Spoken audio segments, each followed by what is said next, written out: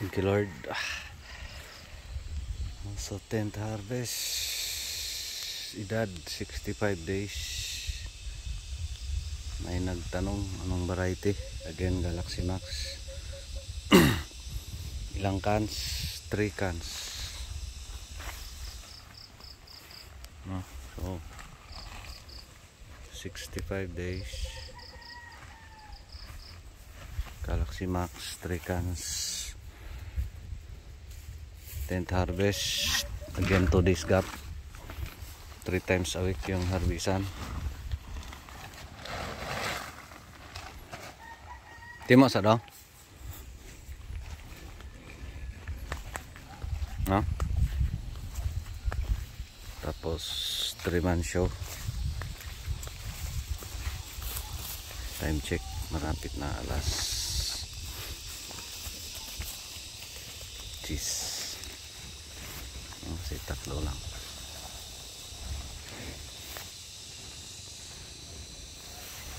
Sa alin yung mas magbigay ng maraming bunga? Ito masikip o itong mas malawak?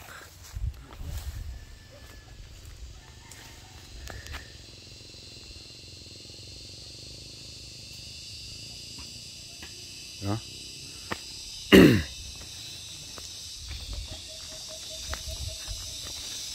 Tapos ayan, spray tayo ng contact herbicides sa ilalim. Ito yung mukha, no? So ito yung signs na paano mo malaman na mahal na yung presyo. Ay nako, no? So ito yung signs sa ampalaya na mahal, na pataas na yung presyo. Pag konti na lang yung bunga, no? So konti na lang. Ayan yung sign, no? So 65 days. Again, napakainit sa area. Buti na lang umulan last night kahapon, no? So ito yung mukha after maharbisan, no? So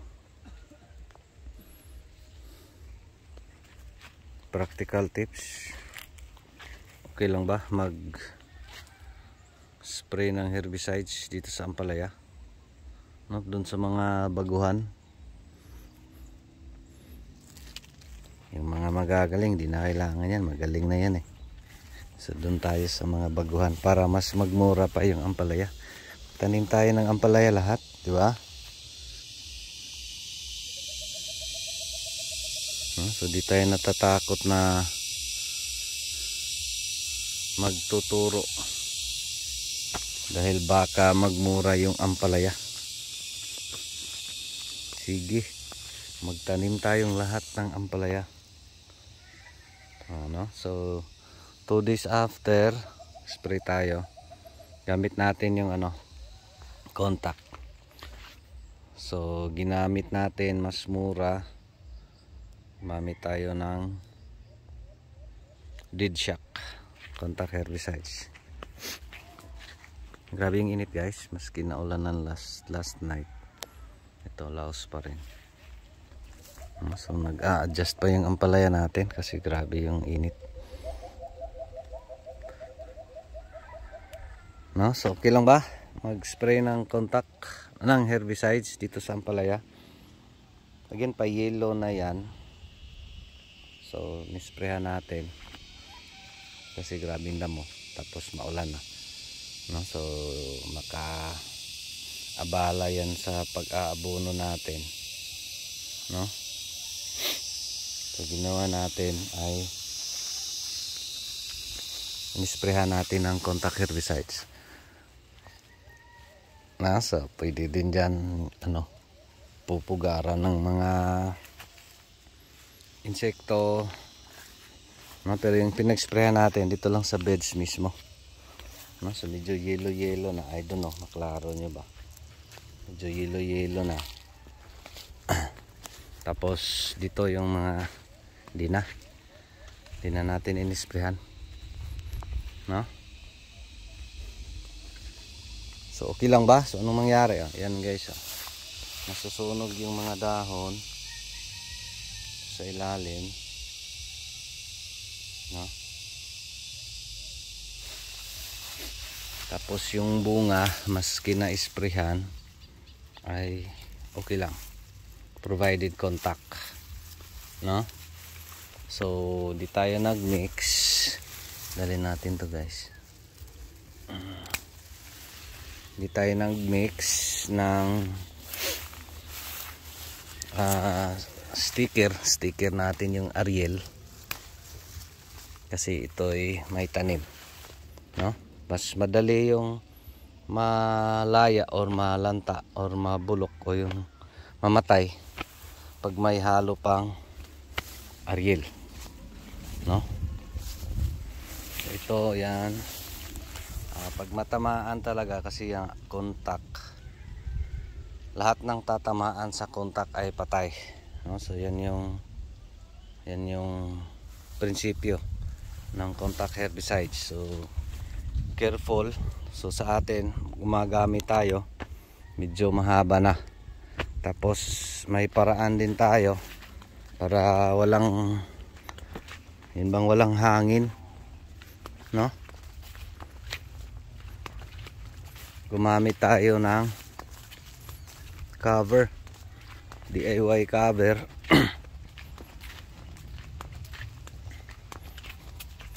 Dito pa, di nakita. Okay na.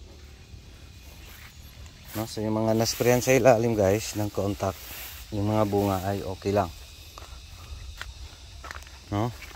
So again, yung gamit natin ito, hindi natin pinopromote, hindi tayo binabayaran ito. Dead shock, mas mura. Contact, mas mura siya compared sa mga ginagamit nating iba, no? So 1.7 ata yun, no? So yung handle dito lang yun, no? Itong handle nagyan natin ng cover. Ito ginagano natin para iwas hangin. So tinali lang natin yung handle, yung nozzle dun sa dulo dito. Nagyan natin ng butas-butas itong ulo ng mineral water galon yung lalagyan, tapos tinali natin yan, no? So tinanggal ko na yan kahapon. Yan, daming mga tali-tali, no? So tapos pag spray pwede na, no? So yan yung ginagawa natin. Dami pang malaki, no? So yan yung pag spray natin ng contact. No? So again, walang issue pag contact herbicides, no? So dito nga, maski bunga matamaan, of course kung mapansin nyo, yung mga dahon na natatamaan sa ilalim, ito sunog kasi yung contact. Lahat ng tamaan, that's the principle of contact, lahat ng tamaan niya patay talaga. So dapat careful kayo, careful tayo kung ito yung magamit. So maski yung atbog, yung bang hangin lang, mist lang, no? Like ganito, mahangin ng konti, pag gaganon yon, so chances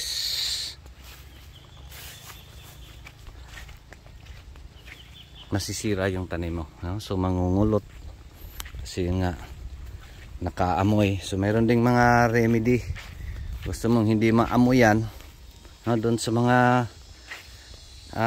kapitaniman ay advice ko, kapitaniman ay mga palay, no? So gawin nyo pag mag-spray sila ng herbicides, kasi maski amoy, no, maatbugan, ay may chance na magka-problema yung tanim, lalo dito sa ampalaya. No, yelo na yun sa ilalim, guys. Bati pa yan, malawak yung tabla natin.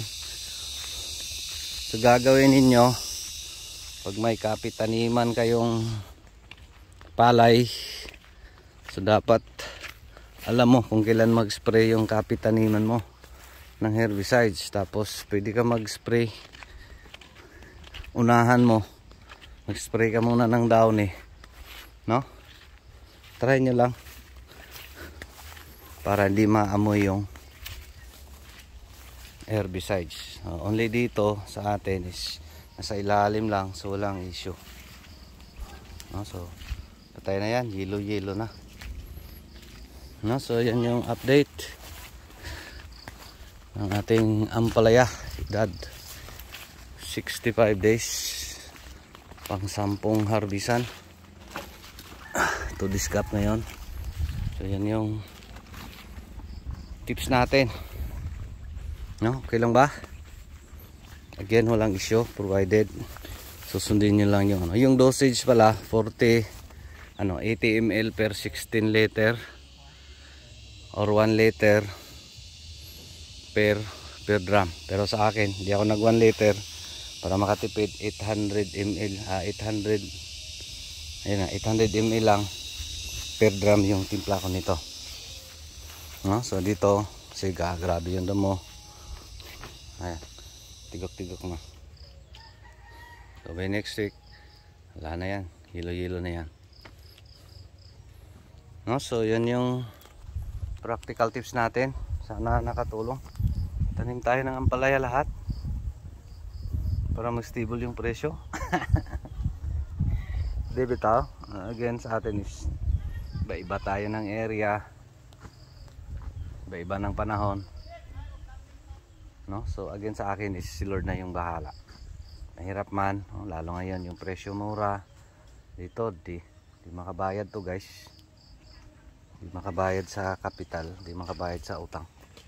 Pero sige lang, baka tumaas yung presyo kasi isang buwan na yung mura, no? Mag 4 weeks na. So sana magbago. Again, si Lord paling bahala, no? Sa atin is patuloy lang. Ganun talaga, no? No, sin lang. Maraming salamat pa rin si Jupila Farmer, anak ni Matoy, ang farmer nga gwapo, suhito, may kahibalo pa nagsaba kay manuon pa ko. Daghang salamat and God bless. Thank you Lord.